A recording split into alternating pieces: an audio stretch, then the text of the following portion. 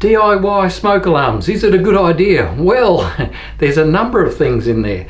In the motorcycle world, you'd say $10 head, $10 helmet. You're putting in alarms to save your life. Did you know you can put alarms in places that they actually won't work in a real fire?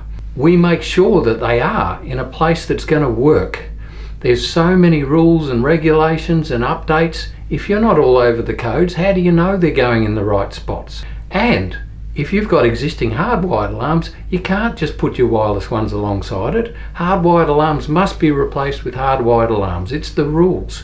And every alarm that exists there must interconnect with all of the other ones. So you need to replace the hardwired with hardwired before going wireless.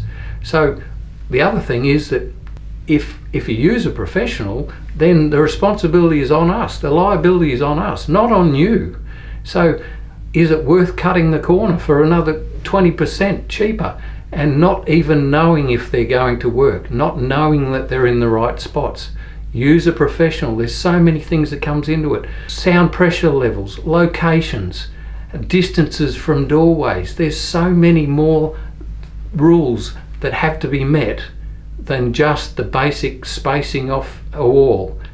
There's so many reasons why you should get a professional to do the job for you rather than having a crack yourself.